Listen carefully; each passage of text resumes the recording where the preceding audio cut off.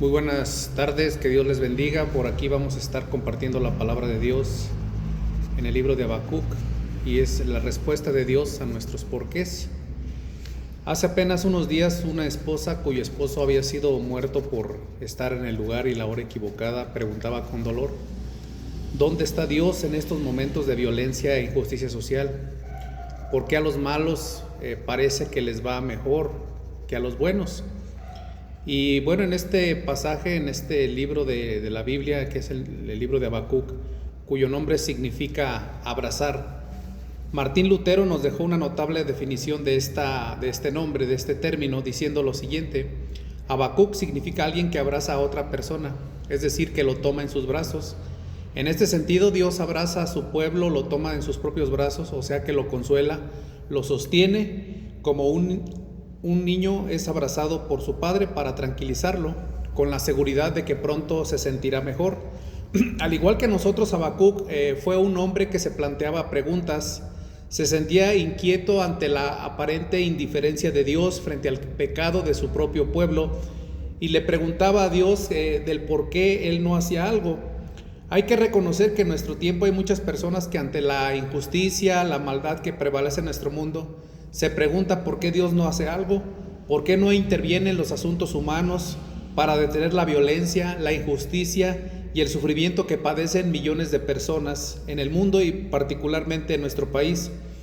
Dios le respondió a Habacuc a esa pregunta informándole que él estaba preparando una nación, Babilonia, de hecho le llama a los caldeos, para castigar al reino del sur, la tribu de Judá, conduciéndolo como cautivo a la esclavitud, a menos de que hubiera un cambio de actitud de su percepción en cuanto a Dios y respecto a su modo de vida. Pero si Habacuc tenía un problema antes, después de la respuesta primera de Dios, pues luego surge una pregunta mucho más compleja para él, porque ¿por qué Dios usaría a Babilonia, que era una nación más malvada, pagana y entregada a la idolatría que su propio pueblo, para castigar a Judá? Entonces Dios le reveló a Habacuc que él aún no había terminado de tratar con esta nación de Babilonia, porque también sería juzgada por el Señor, y ese es el método del Señor. Me gusta ver recortes de periódicos que hasta se ponen amarillos de viejos ya por estar en algún lugar, y de repente en casas que por ahí les gusta almacenar periódicos, me gusta hojearlo. Y cuando leo las noticias de años, de los 70s, de los 80s, por ahí, me doy cuenta que los problemas pues son los mismos. No han cambiado la humanidad, la humanidad sigue siendo exactamente la misma, los mismos problemas, diferentes personas, pero las circunstancias de maldad, de codicia, de pecado, pues sigue siendo exactamente lo mismo que estaba pasando desde la época de Noé. Porque recuerdan que en la época de Noé dice la palabra de Dios que el corazón del hombre era de continuamente estar haciendo el mal, y pues eso no ha cambiado ni en la época de Habacuc ni en nuestras épocas. De hecho, recordaba un programa que yo escuchaba y veía, me gustaba ver, que se llamaba ¿Qué nos pasa? Con Héctor Suárez. Ahí salía doña Zoila, el Flanagan, aquel carnicero que decía chicharrón de puerca y puerca, y hablaba, era como un tipo de ironía respecto a la clase política, y le preguntaban en una entrevista que qué opinaba de su programa si lo transmitiéramos en nuestra época actual. Y bueno, él ya falleció, este actor, pero él en su momento cuando lo entrevistaron pues decía que le daba tristeza porque literalmente las cosas no han cambiado, y realmente pues las cosas no han cambiado, la violencia sigue vigente. Las preguntas de los que nos hacemos los hombres que se hizo Habacuc, nada más que Habacuc fue pues, atrevido, ¿verdad? Vamos a decirlo así, a lo mejor en cierto grado podemos decir que fue un poco impertinente, no sé, enfrentarse a Dios y decir, oye, ¿por qué no haces nada? Pues fue un poquito atrevido. Pero yo creo que es la pregunta que hay en muchos corazones de nosotros por todo lo que pasa, y esta mamá que pues esposa en su momento, pues que hacía la pregunta ¿por qué pasaba todo esto? ¿Por qué Dios no hacía nada? ¿Por qué Dios parece que es indolente? Esa es la percepción de repente que hay. Pero ante todo esto pues Dios nos responde a nuestros porqués y nos llama a reconocer su grandeza en medio de un mundo lleno de maldad. Así que en primer lugar, ¿por qué? Las respuestas de Dios a nuestros porqués, la primer punto sería porque Dios nos llama a no estar cómodos en el mundo, nos llama pues a estar literalmente inconformes. Dios no nos ha llamado para estar tranquilos como cristianos, a menos que nos estemos adaptando a la forma de vida como se está adaptando la humanidad. Y de hecho dice ahí en el primer versículo, en los primeros versículos, a este Habacuc, este profeta, Dios le permite ver la maldad de su propio pueblo, y dice así: ¿hasta cuándo, oh Jehová, clamaré y no oirás? Y daré voces a ti a causa de la violencia y no salvarás.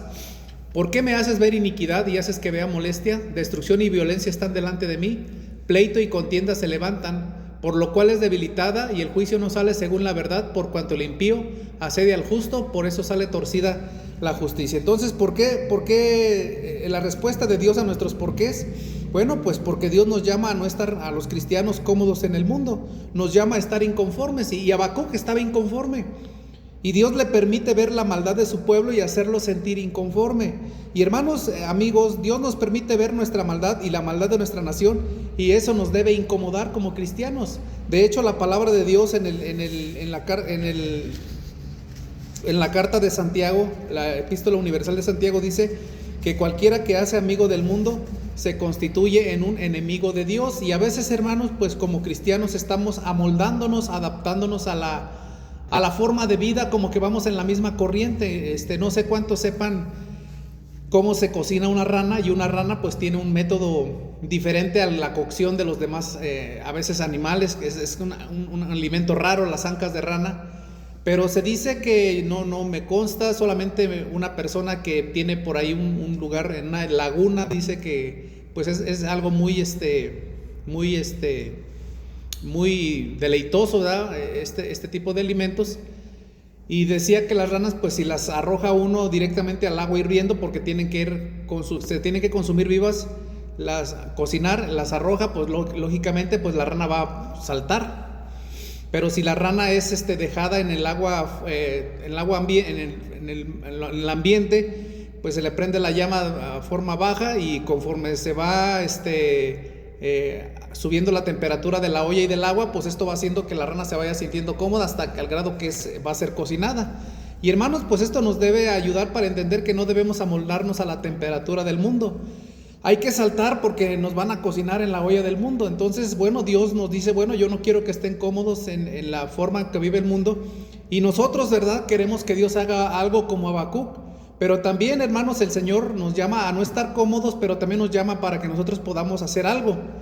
Nos dotó con el poder de su palabra para transformar el mundo. ¿Estás incómodo? ¿Te sientes incómodo? Bueno, aquí está el poder para que tú puedas hacer algo. Dice la palabra: pero recibiréis poder cuando haya venido sobre vosotros el Espíritu Santo, y me seréis testigos en Jerusalén, en Judea, en Samaria y hasta lo último de la tierra. Entonces, la respuesta a tu primer por qué es porque Dios no quiere que tú te sientas cómodo. Dios quiere que tú sientas incomodidad por la situación que vive tu nación, tu ciudad, ¿verdad? Nosotros vivimos aquí en esta ciudad de Irapuato, que pues es considerada tristemente pues una de las más peligrosas del mundo, y realmente pues sí se siente el peligro. O sea, el peligro es terrible en esta ciudad, pero debemos salir a vivir y saber que tenemos también en Cristo una respuesta a estas interrogantes. En segundo lugar, porque Dios tiene un plan para juzgar al mundo. La respuesta de Dios a Habacuc está en el versículo del 5 al 11. Mirad entre las naciones y ved y asombraos, porque haré una obra en vuestros días, que aun cuando se os contaré no la creeréis. Porque he aquí yo levanto a los caldeos, nación cruel y presurosa, que camina por la anchura de la tierra para poseer las moradas ajenas. Formidable es y terrible, de ella misma procede su justicia y su dignidad. Sus caballos serán más ligeros que leopardos y más feroces que lobos nocturnos, y sus jinetes se multiplicarán. Vendrán de lejos sus jinetes y volarán como águilas que se apresuran a devorar. Todo ello vendrá a la presa, el terror va delante de ella y recoge cautivos como arena. Escarnecerá a los reyes y de los príncipes hará burla, se reirá de toda su fortaleza y levantará terraplén y la tomará. Luego pasará como el huracán y ofenderá, atribuyendo su fuerza a su Dios. Y bueno, aquí Dios nos responde a estas preguntas, porque Dios tiene un plan para juzgar al mundo. Y en el versículo 8, bueno, el Señor le resume toda esta frase de su contenido. Dios estaba alzando a los caldeos para castigar el reino de Judá. Y bueno, entre todo esto, pues Habacuc no entiende el plan del juicio de Dios y por eso plantea la segunda pregunta. ¿Por qué Dios permite que su pueblo sea castigado por una nación más malvada que su pueblo? Y la segunda pregunta que plantea es: ¿por qué no destruyó el Señor a los caldeos? Y esto nos hace reflexionar, hermanos, y Dios nos dice que Dios juzgará a cada ser humano en su tiempo. Y el Señor nos dice en el Salmo 37:1: no te impacientes a causa de los malignos, ni tengas envidia a causa de los que hacen iniquidad, porque como hierba serán pronto cortados y como la hierba verde se secarán. Recuerdo precisamente a hombres de la política, un hombre llamado Luis Echeverría, presidente de México ahí por los años 60, bueno, un hombre duro, amasó fortuna, tuvo que ver mucho con el asesinato de estudiantes en el año 68, y veía un reportaje de sus últimos días, de cómo él estaba viviendo, y bueno, realmente pues terminó solitario, terminó abandonado. Nadie se quiso relacionar con él porque nadie quería que lo relacionaran su forma de vivir, su forma de ser con su actualidad. Y bueno, este hombre pues no fue trascendente, nadie lo quiere imitar. ¿Quién quiere ser presidente como este hombre? Nadie. Y hermanos, entonces Dios juzgó sus acciones, y bueno, también así cada ser humano tendrá su momento de recibir el justo juicio de Dios en su vida. Algunos hermanos lo experimentarán desde este momento en sus vidas diarias, pero hermanos, en algunos casos pues el Señor esperará hasta el momento en que los juzgue, o estas personas esperarán en que los juzgue cuando estén delante del trono para recibir de acuerdo a lo que hayan vivido en su vida. Y bueno, algo que nos puede llamar la atención es que ¿a qué nos corresponde a nosotros? Pues estar a cuentas con el Señor, y hermanos, algo también importante que el Señor le dice a Habacuc es que nos toca esperar la justicia de Dios. Y capítulo 2 dice: sobre mi guarda estaré y sobre la fortaleza afirmaré mi pie, y velaré para ver lo que se me dirá y que ha de responder tocante a mi queja. Hermanos, Dios es siempre fiel, y su promesa de juicio vendrá, solo nos pide poner nuestra esperanza en Él. Muchos de verdad estamos ya cansados de ver cómo nuestro país está dominado por la delincuencia organizada, estamos rodeados, no hay un estado, ¿verdad?, el cual se salve, y el creyente es animado, así como lo es Habacuc, a esperar el actuar de Dios, y debemos proclamar la esperanza de que tenemos en Cristo para ser salvos de la ira venidera. Hay una manera de ver las cosas como lo hacen en Hollywood. En Hollywood, bueno, nos presentan películas como el 2012, El día después de mañana, y muchos que tienen que ver, ¿verdad?, como una etapa de un inminente juicio de Dios, pero nos hace ver que la historia, bueno, pues es cíclica, y que esta historia, pues después de un juicio de Dios severo, pues todo vuelve a la normalidad. Pero Dios nos enseña, ¿verdad?, que en este punto que Dios tiene un plan para juzgar al mundo, y nos enseña la historia, y nos enseña el Señor y su palabra que la historia, bueno, pues no es lineal, es decir, no es cíclica, sino es lineal. En algún momento el Señor va a terminar con lo que estamos viviendo, a terminar por lo que se está pasando el ser humano. Y bueno, como resumen de este segundo punto, Dios tiene un plan de juicio, y la exhortación, es que esperemos con certeza que Dios lo ejecutará en su tiempo. Y en tercer y último lugar, porque Dios nos llama a adorarle por su soberanía y su gracia. Habacuc, fíjense cómo él, me llama mucho la atención, habla de los falsos dioses, y habla que están muertos. En el capítulo 2, versículo 18, dice: ¿de qué sirve la escultura que esculpió al que la hizo, la estatua de fundición al que enseña mentira, para que haciendo imágenes mudas confíe en el hacedor de su obra? Hay del que dice al palo: despiértate, y de la piedra muda levántate. ¿Podrá él enseñar? He aquí está cubierto de oro y de plata, y no hay espíritu dentro de él. Y hermanos, aquí Habacuc pues hace una manera como de burla irónica, decir: ¿de qué te sirve tener un palo si ese Dios nunca te va a responder? Y entonces el Señor nos enseña que Dios nos llama a adorarle. ¿Por qué? Porque Él es un Dios vivo, es un Dios perfecto, es un Dios santo, es un Dios activo, que está trabajando en la historia de la humanidad, pero no conforme a nuestros tiempos. Y entonces, hermanos, Habacuc es desafiado a admirar la grandeza del Señor y pedir misericordia. Y dice en el capítulo 3, oración del profeta Habacuc sobre Sigionot: oh Jehová, he oído tu palabra y temí. Oh Jehová, aviva tu obra en medio de los tiempos. En medio de los tiempos hazla conocer, y en la ira acuérdate de la misericordia. Entonces, ¿por qué el Señor nos responde a nuestros porqués. ¿Por qué pasa todo esto? Bueno, porque Dios debe ser adorado, debe ser exaltado, debe ser reconocido como soberano y también debe ser reconocido por su gracia que tiene como nosotros. Y entonces, bueno, pues el Señor nos llama a adorarle en medio de las pruebas. Y dice así la Escritura en Habacuc capítulo 3, versículos 17 en adelante: aunque la higuera no florezca, ni en las vides haya frutos, aunque falte el producto del olivo, y los labrados no den mantenimiento, y las ovejas sean quitadas de la majada, y no haya vacas en los corrales, con todo yo me alegraré en Jehová y me gozaré en el Dios de mi salvación.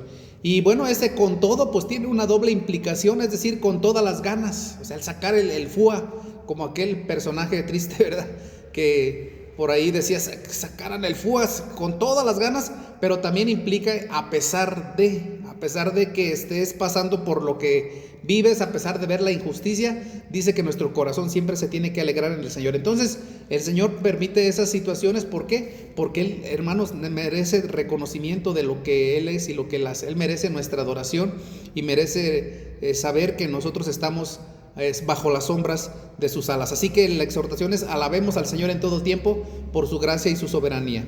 ¿Cuál es el desafío? Bueno, a nadie nos gusta lo que está pasando en nuestro país, ¿verdad?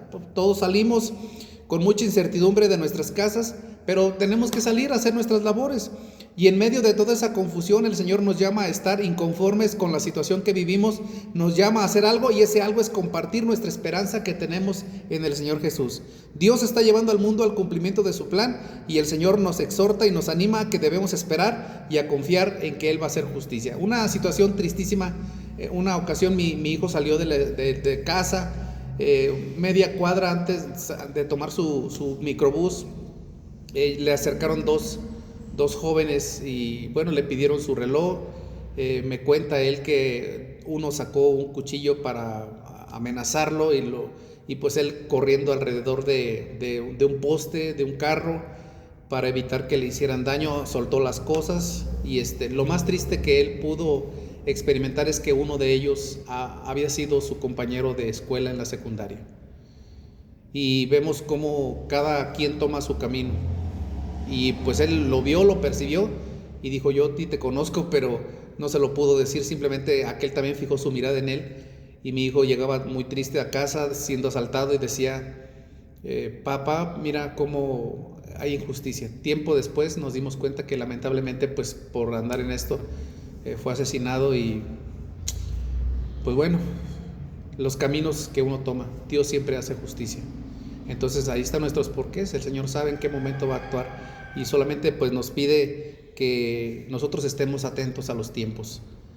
Concluyo con lo que dice Romanos: y esto es conociendo que el tiempo y es hora de levantarnos del sueño, porque está más cerca de nosotros nuestra salvación que cuando creímos. La noche está avanzada y se acerca el día. Yo le compartí a mi hijo: desechemos pues las obras de las tinieblas y vístete de las armas de la luz.